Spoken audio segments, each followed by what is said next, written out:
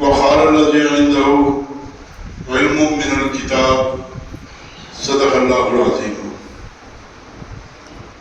میرے عزیز و بھائیوں و دوستو، قرآن پاک میں ایک سورت ہے جس کا نام سورہ نمل ہے۔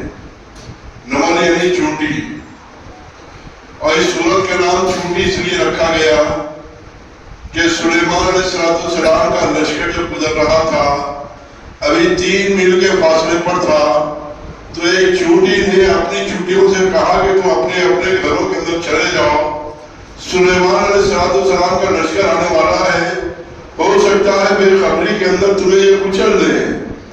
تو یہ 3 میل کے فاصلے پر سلیمان علیہ السلام تھے۔ چونٹی کی اس آواز کو اللہ نے وہاں تک پہنچا دیا جس کا تذکرہ اللہ تبارک و تعالیٰ نے سورہ نمل کے اندر کر دیا ہے۔ گویا چونٹی نے اپنی برادری والوں کو جو کہا تھا کہ اپنے دلوں کے اندر چلے جاؤ، اپنے مکانوں میں چلے جاؤ، یہ آواز سلیمان علیہ السلام کو پہنچی تھی۔ سلیمان علیہ السلام یہ بہت بڑے نبی، اور اس کے ساتھ ساتھ میں اللہ تبارک و تعالیٰ نے بادشاہ، ایسی بادشاہت کے ہواؤں پر، پرندوں پر، انسانوں پر، جنوں پر، ان تمام چیزوں کو اللہ تبارک و تعالیٰ نے ان کے لیے مسخر فرما دیا تھا۔ تو وہ سورہ نمل کے اندر اللہ تبارک و تعالیٰ نے ایک آیت شریفہ کے اندر اس بات کا اشارہ دیا ہے کہ سلیمان علیہ السلام اپنے تخت پر بیٹھے ہوئے تھے، ہدہد ایک پرندہ تھا جو موجود نہیں تھا۔ ہدہد کو اللہ نے یہ طاقت دی کہ زمین کے اندر جہاں پانی ہوتا وہ کہہ دیا کرتا تھا۔ تو جب سلیمان علیہ السلام نے مرتبہ ہدہد کو نہیں دیکھا تو فرمایا کہ کہاں گیا؟ خیر تفصیلات بہت ہے۔ ہدہد جب واپس آیا تو اس نے یہ کہا کہ سلیمان علیہ السلام میں یمن کے اندر گیا تھا، ملک سبا کے پاس میں، وہاں ایک رانی ہے، وہ شاہی انداز میں حکومت کرتی ہے اور وہ سورج کی پوجا کرنے والے ہیں، وہ ایک اللہ میں لے کر آیا ہوں۔ کہ سلیمان علیہ السلام نے اس کو بلوانے لگوایا۔ اس وقت اپنے درباریوں سے ایک بات فرمائی کہ بلقیس کا جو تخت ہے، ملک سبا جو ہے، یمن کی رانی جو ہے، اس کا تخت جو ہے وہ مجھے چاہیے۔ وہ وہاں سے نکل چکی تھی اور حضرت سلیمان نے فرمایا تو ایک قوی ہیکل جن کھڑا ہوا، اس نے کہا کہ آپ کی مجلس برخاست ہونے سے پہلے تخت میں یہاں پر لا دوں گا، یہ تخت یہاں پر لا دوں گا۔ سلیمان علیہ السلام نے نہیں، مجھے تو پل جھپکنے کے برابر، اور یہ پل جھپکنے کا لفظ قرآن پاک میں موجود ہے، سورہ نمل کی تفسیر آپ دیکھ لیجئے، پل جھپکنے کے برابر آ جائے۔ تو ایک آدمی کھڑا ہوا، تفسیروں میں جس کا نام آیا آصف برقیہ، یہ کاتب تھا، منشی تھا، سلیمان علیہ السلام کے رشتہ داروں میں تھے اور بہت بڑے اللہ والے تھے۔ اور قرآن پاک کہتا ہے کہ عندہ علم من الکتاب، یہ آصف برقیہ جو ہے یمن کے اندر تخت بلقیس تھا، تقریباً 2250 کلومیٹر دور، اور آج بھی بلقیس کا وہ محل، اس کے کھنڈرات عمان کے اندر شہر سرارہ ہے، وہاں موجود ہے۔ لوگ تفریح کے لیے جاتے بھی ہیں، دیکھ کر آتے ہیں کہ کھنڈرات کیسے ہیں۔ تو وہ سرارہ جو عمان شہر، عمان کا ایک شہر ہے سرارہ، وہاں پر تخت اور اس کی حکومت اور ساری چیزیں، تخت تو موجود نہیں رہا لیکن کھنڈرات وہاں پر ہیں سرارہ شہر کے اندر۔ تو 250 تقریباً 150 میل یعنی 2250 کلومیٹر دور سلیمان علیہ السلام نے کہا کہ پل جھپکنے کے برابر اتنی دیر میں۔ تو یہ شخص کھڑا ہوا، یہ کون ہے؟ علم من الکتاب، کہ کتاب میں سے تھوڑا سا علم۔ اس وقت کتاب کون سی تھی؟ تورات اور زبور۔ اس میں سے تھوڑا سا علم آصف برقیہ کو تھا۔ تو اللہ تبارک و تعالیٰ نے آصف برقیہ جو کتاب میں سے تھوڑا سا علم رکھتے ہیں، ان کو اتنی طاقت دی کہ پل جھپکنے کے برابر 2250 کلومیٹر دور وہ تخت جو 7 کمروں میں مخفل اور بہت سے پہریدار کھڑے ہوئے، یہ کوئی اور جگہ کی بات نہیں، قرآن کی بات ہے۔ سورہ نمل میں اس کا تذکرہ موجود ہے۔ اس لیے یقین لانا بہت ضروری کہ تھوڑا سا کتاب کا علم آیا تو اللہ تبارک و تعالیٰ نے ایسی طاقت نصیب فرمائی کہ آصف برقیہ نے آنے واحد کے اندر پل جھپکنے کے برابر بس پل جھپکا اور تخت یہاں پر موجود۔ کیا تھی؟ علم من الکتاب، کہ اس وقت یہ کتابیں سوچے تھوڑا سا علم انہیں تھا، تھوڑا سا علم تھا. اس کی وجہ سے اللہ تبارک و تعالیٰ نے آصف بن برخیہ کو وہ کمال نصیب فرمایا کہ آنے واحد کے اندر تخت بلخیس. اور پھر جب ایک انگریز نے ایمان کو قبول کیا اور جب یہ آیت شریفہ سورہ نمل کی اس کے سامنے آئی تو بڑا پریشان ہو گیا کہ آخر آنے واحد میں 2250 کلومیٹر دور 7 کمروں میں پہرے داروں کے درمیان میں مخفل سارے کمروں کو خفل، اور اس کے بعد میں آصف برخیہ نے سب کو کیسے پیش کیا ہوگا.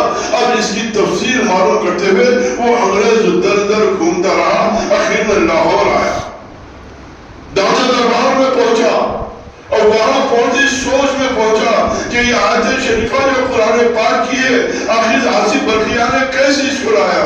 آج داتا دربار جہاں ہے داتا گنج خلیہ جوری رحمۃ اللہ علیہ جن کا آستانہ لاہور کے اندر ہے، وہاں پر ایک انگریز کی خبر ہے آج بھی موجود ہے. وہی انگریز تھا جو وہاں سے آیا تھا اور اس تحقیق میں تھا کہ آصف برخیہ نے تخت کو کیسے لایا، جن کے پاس علم تھوڑا سا علم تھا کتابوں میں سے، علم من الکتاب، کتاب میں سے تھوڑا سا علم تھا. ایسا کیسے ہو سکتا ہے؟ تلاش میں اس کا جواب کہیں نہیں ملا. آخر میں لاہور کے اندر جا رہا تھا، جب دربار نظر آیا داتا صاحب کا تو کہا کہ چلو یہاں پہ اچھا نظر آ رہا ہے، کچھ خوشبو محسوس ہو رہی ہے، چلو طلب کا میری طلب کا اور میرے پریشانی کا علاج ہو جائے گا. اندر جیسے ہی گیا دیکھا کہ بزرگ بیٹھے ہوئے، جیسے بزرگ بیٹھے متاثر ہوا اور متاثر ہو رہی ہے السلام علیکم صاحب ہو رہا ہوا. نیا مسلمان تھا. انگریز جو ہوتے ہیں بڑی تحقیق کے بعد ایمان کو قبول کرتے ہیں، ان کا ایمان بھی بہت مضبوط ہوتا ہے. تو پہنچا اور جب بھی کچھ کہا نہیں، جیسے پہنچا کہا وہ بزرگ نے کہا کہ ٹھیک ہے بیٹھیے، کیا چائے لوگے، کافی لوگے، ٹھنڈا لوگے؟ کہا کہ کافی لوں گا. جیسے کافی لوں گا کہا وہ بزرگ نے فوری ایک پیالی کے اندر چائے کو پیش کیا. جیسے وہ چائے کو اس نے دیکھا چیخ مار کر بے ہوش ہو گیا. بعض عارفین نے یہاں تک کہا کہ اس انگریز کے خادمین جس انداز سے چائے اور بسکٹ سے پیش کیا کرتے تھے، اس انداز سے چائے بسکٹ اور بزرگ نے پیش کیا. جیسے اس نے دیکھا تعجب میں پڑ گیا، بے ہوش ہو کر گر گیا. اس کے لوگ جو تھے باہر کھڑے ہوئے تھے جو اندر نہیں آئے تھے بھاگتے ہوئے آئے اور کہا کہ کیا ہوا. تھوڑی دیر کے بعد میں ہوش آیا تو کہا کہ بات کچھ اور نہیں، وہ بزرگ جنہوں نے چائے کی وہ کہاں ہے. کہا یہ پیاری پاکستان کا حال کی نہیں ہے، یہ پیاری جس میں مجھے چائے پیش کی گئی ہے یہ کسی اور بازار کی نہیں ہے، بلکہ پیاری وہ پیاری ہے کہ لندن کے اندر میں اپنے دیوان خانے کے اندر جس پیاری میں چائے پیتا ہوں وہ پیاری ہے. اور بابا نے مجھے پیاری تھمایا اور یہ جواب دیا کہ آصف برخیہ نے اسی طرح وہ طاقت لایا تھا، یہ کہہ کر پیاری دے کر غائب ہو گئے. یہ کہہ کر چائے دی کہ تخت بلخیس یہاں تک کیسے آیا، اور جواب دیا اور کہا کہ اس طرح سے آیا تھا کہ تیرے دیوان خانے کی وہاں کی پیاری جیسے میں بنوایا ہوں ایسے ہی آصف برخیہ نے تخت بلخیس کو بنایا تھا.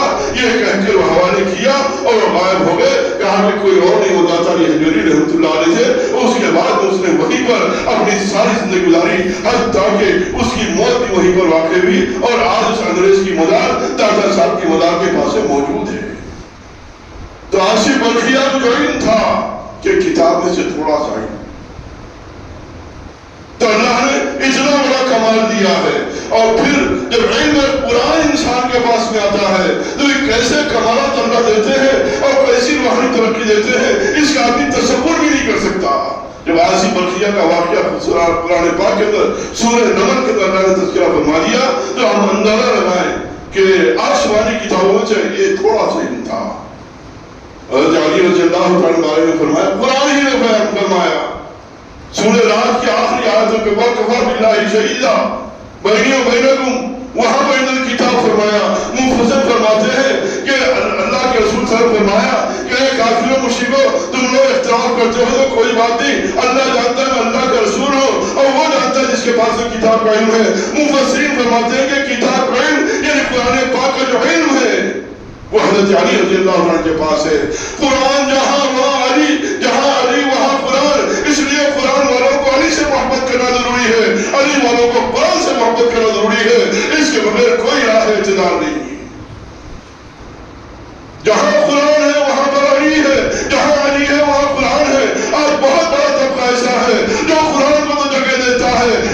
رضی اللہ عنہ کے علم سے واقف نہیں ہے، اور بہت بڑا طبقہ ایسا ہے جو علی رضی اللہ عنہ کا علم دیتا ہے لیکن قرآن کے علم سے بہت دور ہے۔ جو قرآن کو مانتے ہیں انہیں علی ماننا ضروری، علی کو ماننا ضروری ہے، جو علی کو مانتے ہیں ان کو قرآن کا ماننا ضروری ہے، کیونکہ حضور نے فرما دیا جہاں علی ہے وہاں قرآن ہے، جہاں قرآن ہے وہاں علی ہے، علی کے پاس قرآن ہے، قرآن اور علی دونوں جدا نہیں ہو سکتے، حتیٰ کہ قیامت کا حوض کوثر پر آئیں گے، کون آئیں گے؟ علی بھی آئیں گے، قرآن بھی آئیں گے۔ علی رضی اللہ تعالیٰ عنہ فرمایا کیا ہوگا؟ حضرت علی رضی فرماتے ہیں کہ قیامت کے میدان میں حوض کوثر پر جب سارے مسلمان آئیں گے تو فرمایا میں اپنے ان دونوں ہاتھوں سے کافروں کو اور منافقوں کو وہاں سے ہٹاؤں گا۔ حوض کوثر، اب کوثر پینے کے لوگ پڑھ رہے ہیں، حضرت علی رضی اللہ عنہ فرماتے ہیں میں اپنے ان دونوں ہاتھوں سے منافقوں اور کافروں کو وہاں سے ہٹاؤں گا۔ صحابہ کرام فرماتے ہیں منافق کون؟ فرمایا جو علی سے دشمنی رکھتا ہے وہ منافق ہے۔ علی فرماتے ہیں کافر کون؟ جو حضرت عمر صدیق اکبر سے دشمنی رکھتا ہے وہ کافر ہے۔ جن کے دنوں میں صدیق اکبر کے حضرت عمر ان کی محبت نہ ہو وہ حضرت علی کے قول کے مطابق وہ کافر ہے، اور صحابہ کے قول کے مطابق جن کے دل میں حضرت علی کی محبت نہیں ہے وہ منافق ہے۔ فرمایا کہ منافق کے پاس علی کی محبت نہیں ہو سکتی، علی کی محبت ایمان والے کے پاس میں ہو سکتی ہے، ایمان والوں کو اور منافق کو پہچاننا ہو۔ حضور اکرم صلی اللہ علیہ وسلم فرمایا کہ دیکھ لو جہاں علی کا ذکر ہوتا ہے، علی کا تذکرہ ہوتا ہے، جن کے دنوں میں خوشی آتی ہے وہ علی والے علی سے محبت کرنے والے ہیں، اور علی کے تذکرے جن کے دنوں میں چمن ہوتی ہے اس کو یوں ہی سمجھتے ہیں، سرسری انداز سے لیتے ہیں، اس کی کیا دعا سمجھتے ہیں، وہ منافق ہے حضرت علی کے قول کے مطابق۔ علی قرآن سے ہے، قرآن علی سے ہے، اس لیے سینکڑوں آیات آپ میں سے مل جائیں گی جو حضرت علی کی شان، کتنی آیتیں ہیں جو حضرت علی کی شان میں نازل ہوئی کہ اللہ تبارک و تعالیٰ نے کتاب کا علم دیا تھا، وہ عاصم بن ملکیہ کو کتاب میں سے تھوڑا سا علم دیا تو یہ کمال کا تذکرہ اللہ نے قرآن میں فرما دیا۔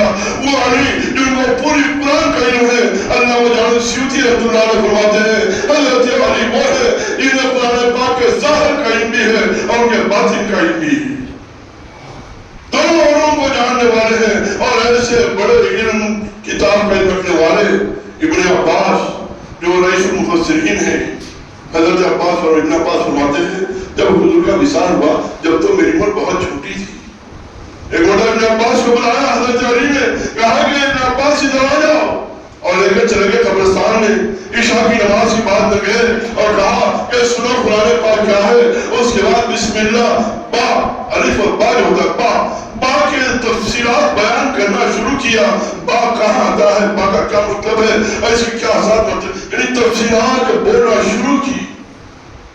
فرمایا ابھی بسم اللہ پر بات نہیں کی، کہا کہ بسم اللہ کی میں تفسیر لکھوں، سورہ فاتحہ کی تفسیر لکھوں تو 70 اونٹوں پر لے جانا پڑے گا، اتنی زیادہ تفسیر میں نہیں سکتا ہوں۔ ابن عباس سے فرمایا جب تفسیر بات کی شروع کی عشاء کے بعد سے فجر کی اذان تک کہ حضرت بلال رضی اللہ تعالیٰ نے فجر کی اذان دے دی تو حضرت علی رضی اللہ عنہ فرمایا کہ ابن عباس میں نے جو کچھ تم سے کہا ہے یہ تھوڑا ہے، ابھی میں جو نہیں کہا وہ بہت زیادہ ہے، جو نہیں کہا بہت زیادہ ہے۔ ابن عباس فرماتے ہیں اے تفاسیر کے پڑھنے والوں جو میری تفاسیر کی کوشش کرتے ہیں، یہ میرا اپنا علم نہیں ہے بلکہ یہ علم حضرت علی رضی اللہ تعالیٰ کا فیضان ہے۔ وہ علی جن کو اللہ نے کعبے میں پیدا فرمایا، کعبے کو دیکھنا عبادت، حضور نے فرمایا علی کو دیکھنا بھی عبادت۔ صحابہ نے کہا علی تو بعد کے زمانے میں نہیں رہیں گے، تو فرمایا کہ علی کا ذکر کرنا بھی عبادت ہے۔ ہم میں سے کتنے نمازی ایسے ہیں، کتنے قاری الحدیث ایسے ہیں، کتنے عالم حافظ ایسے ہیں جو زندگی میں کبھی ایک دن بھی علی کا ذکر اس نیت سے کیا ہو کہ حضور نے اس کو عبادت فرمایا ہے۔ علی کا ذکر کرنے والے بھی مل جائیں گے، لیکن اس نیت کے ساتھ بہت کم اگر کسی نے کیا ہو تو اللہ کا شکر ادا کرے، اللہ نے اس بات کی بھی توفیق دے دی۔ ہم علی کا بھی ذکر کرتے ہیں رضی اللہ تعالیٰ عنہ، کہ اللہ کے رسول صلی اللہ علیہ وسلم نے فرمایا عبادت ہے، ماں باپ کے چہرے کو دیکھنا جیسے عبادت، کعبۃ اللہ کو دیکھنا جیسے عبادت، فرمایا علی کو دیکھنا رضی اللہ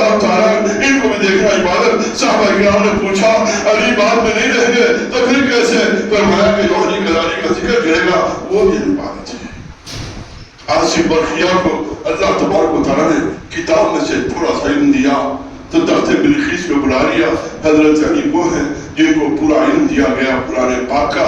علامہ جلال سیوطی رحمۃ اللہ علیہ کہ ظاہر اور باطن قرآن کا ہوتا ہے. ان تمام علوم حضرت علی نے عنایت فرمائے گئے. اس لیے دوستو حضور نے فرمایا علی قرآن، یہ دونوں قیامت میں حوض کوثر مجھے آ کر ملیں گے.